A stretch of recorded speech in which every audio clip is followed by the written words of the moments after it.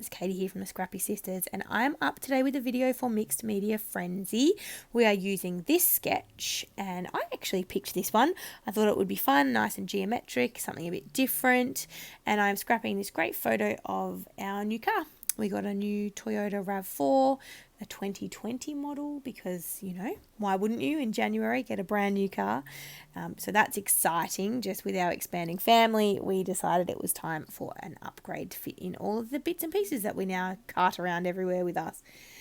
And, you know, if we ever have any more children in the future, it will be a car that will be able to grow with us, if that makes sense. It has lots more room. So, Mixed Media Frenzy, hey, I don't use mixed media a lot, as you well know, if you watch our videos, but I decided to join this hop as a way to challenge myself, but also as a way to use more mixed media so that I get more comfortable with it. So yeah, that is my reasoning behind participating in Mixed Media Frenzy. And to start off with, I decided to grab some gesso and pop it down in sort of the left-hand center, I guess, is that a thing, of this wood grain paper that I'm using as my background. This is my homemade kit for March that I am using, and this pattern paper I think is from Jen Hadfield Pebbles collection, homemade, Jen Hadfield homemade. Oh, I can't remember. If you watch my homemade kit, you'll know it, and that's what it is. I'm using the whole homemade kit for this.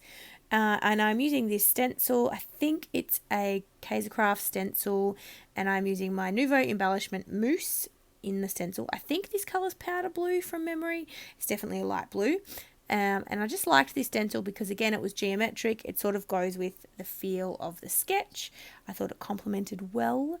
What I will say is I used this spatula, which is like a plastic spatula.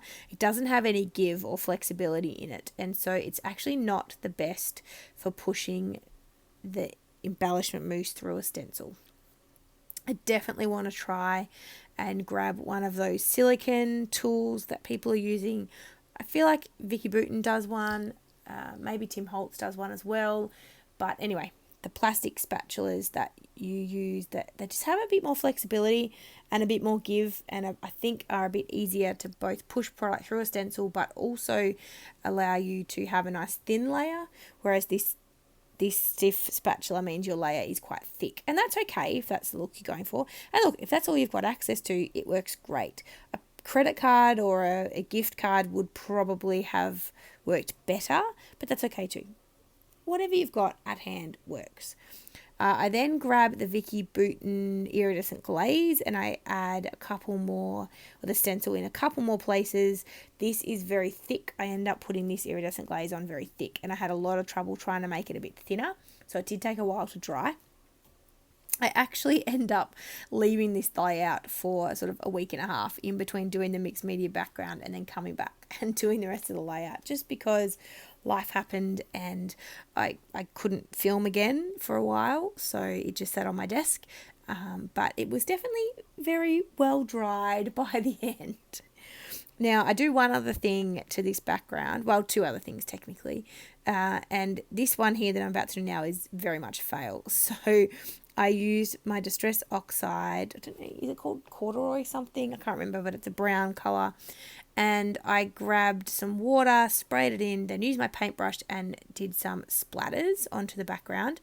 Now, I like it like this, but it dries basically clear. You can't see it at all whatsoever. If you look really close on the layout, the final layout, you can see it, but it's definitely not obvious at all. And for someone just flicking through an album, you definitely wouldn't notice that there were splatters on the background in this colour, but that's okay. I know that for next time that doesn't work. I assume it was the water that reacted and oxidized and meant it sort of dried clear, particularly on a dark background. If it was on a lighter background, it probably would have worked, but certainly not on this dark colour. So anyway, just so you know, you'll see in a minute when I come back to do the embellishing and the sticking down of the paper that it hasn't worked. But that's okay. You live and you learn, right? You give something a go, and if it doesn't work, that's all right. You've learned something new anyway. Now, I'm also doing something I don't do very often, and that is inking the edges of my paper. So I'm using that same colour ink, and I am going around and inking the edges of the 12 by 12 paper, but then I'll also come back and ink the edges of my strips of paper that I'm using to create my background. So yes, I just thought it added a little bit more interest, a bit more texture, but also because it is a mixed media layout, just a way to add a bit more mixed media onto the page. And I think also a step that is quite an easy step to do if you're still kind of learning about mixed media and playing. It allows you to create a little bit more texture and sort of definition onto your layout without needing to delve into the kind of big scary world of mixed media. You know, if you've got inks, it don't have to be distress oxides, whatever inks you have, you can definitely do this technique of inking the edges of your page.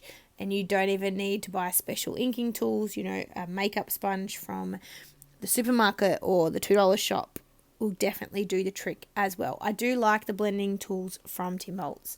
Just they're easy to hold and they do blend nicely. But again, a makeup sponge works fine. So I am just trying to clean up a little bit of my stencil or the iridescent glaze through my stencil before I come back. Now you can see here, I'm showing you, you can't see that splatter that I did of the distress oxide at all. That's okay, but you live and you learn, and so I won't be trying that particular technique again, well, not on a dark background anyway. It would show up on a lighter background, but it will still definitely be much lighter than I had intended it to be. So again, maybe use the distress oxide sprays or other mists for ink splattering rather than the distress oxide inks themselves. You could do it with is it because it's a water-based, it oxidizes with water, or because it's alcohol-based, it oxidizes with water? I don't really remember, but whichever one doesn't oxidize with water. It must be the alcohol that oxidizes, surely. Anyway, as I said, you live and you learn, you experiment, you try out things. That is the beauty of playing around with mixed media. And it didn't stuff up my layout. I could still use the background. It's just that something that I thought would happen didn't, and that's okay. We just rolled with it.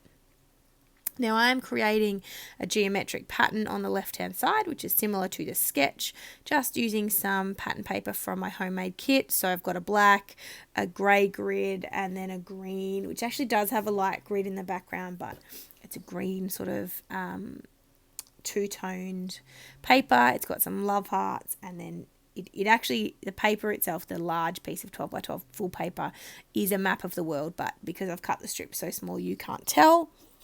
And that's what I'm using to create the sort of geometric pattern on the left-hand side of the page. So you can see me here. Now, I spent a lot of time making sure that my pieces of paper here didn't touch and there was a nice gap between them, and particularly my two green pieces. When I line up the second green piece, I spend a lot of time kind of trimming it down and leaving myself a nice gap, and then I stick my photo over the top of it anyway, and you wouldn't have noticed. So I should have realised at the time that I was going to put my photo there, and I probably didn't have to be quite as pedantic about how I stick this particular piece of paper down now that I'm working on. I definitely could have overlapped it, and no one would have been any the wiser. Well, I mean, you would have for watching my video, but otherwise you wouldn't really have known when you look at the final layout what is happening underneath the photo. But that is okay. It's the thought that counts, right? Anyway, I hope you will hop along and watch all of the other girls who have joined in this week, Mixed Media Frenzy. As always, I will have all of their videos linked in the description box down below. I'm filming this quite early. It is actually early February when I'm filming this video, so I don't know who is participating this week, but whoever is will be linked down below, so that will be fun. Go and see them. You'll get lots of ideas on how to use mixed media, but also some different takes on the sketches, and I just find it really fun to see how everybody's layouts turn out. And then also, because everybody does slightly different mixed media, it's just a nice way to learn maybe some new tips and tricks and some new skills that you could try, or some new techniques that you could try out yourself. Now I'm adding a little bit of ink to the edges of these pattern paper strips that I cut, just to keep it consistent. And yeah, so that's a bit of fun. And now I'm going to put the rest of my layout together. So there's the photo of the car. Now I have already come up with my title, and I wanted to use a whole heap of my word phrase thickers, which I talked about in my homemade kit intro video. So I did, and that was fun. And I'm also using quite a few ephemera pieces from Blush. Is it the Blush collection? I don't remember the brand, actually. Should I remember the make, the manufacturer? My Mind's Eye. There you go. My Mind's Eye. I think it's called Blush. I mainly tried to pick the navy blue, but I do bring a little bit of the pink in, not a lot because I don't have the pink kind of anywhere else in terms of pattern paper, but I do bring it into each cluster, just a tiny bit of it so it doesn't look too odd. And I'm using a lot of the chipboard, and I'm also using quite a few of the other kind of more fuller rose gold or copper ephemera pieces. So I do find them a little bit harder to use because it's quite a full-on shimmer when you use the full kind of rose gold copper pieces. But I think how I've used them on this layout, it does work. I think it ties in with the wood grain sort of and the craft, which I use in the title. It just keeps all the tones very similar, and I think it works. So I'm creating 4 clusters technically, and that's okay. I'm creating 3 around my photo and 1 in the top right hand corner. I kind of have gone off the sketch a little bit now. I didn't really look at the sketch again after I created my background, and I stuck my pattern paper down because I was just sort of going with it, and I think that's fine. So I have actually stuck all of those bits down. I lay them all out, and then I didn't make you watch me stick them down. And then this is the title look that I had already kind of planned in my head, and I used quite a few of the phrase thickers from my stash, and so it says today is our lucky day. And actually my sister suggested this. She thought it would be good to do some shading onto those craft thickers, so I get out my Posca white pen and I just add a little bit of shading in just to give a bit of definition and to also tie it in with the black thickers that I used for the word hour and day.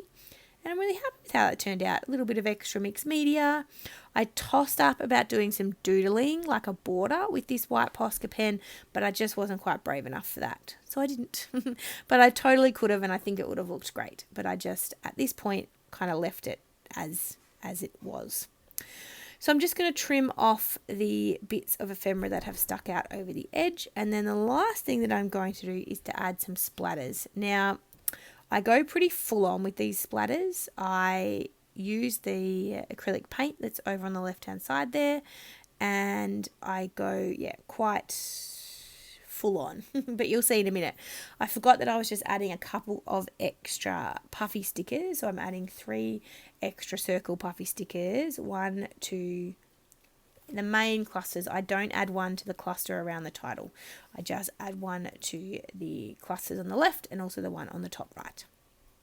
So I am watering down this acrylic paint, and it does require quite a lot of water. I tried to splatter it at this point, and I needed to add both more paint and more water, but you start to get the gist. And then I created quite a thick, it's runny, but it's quite thick, and then the splatters go crazy. But after my first splatter, I really liked that look, and so I just went with it. I added a whole heap more water, and then I created very much, you can tell on the page that they're very much paint-based splatters rather than the ink or the mists that create a nicer, I guess, more consistent splatter.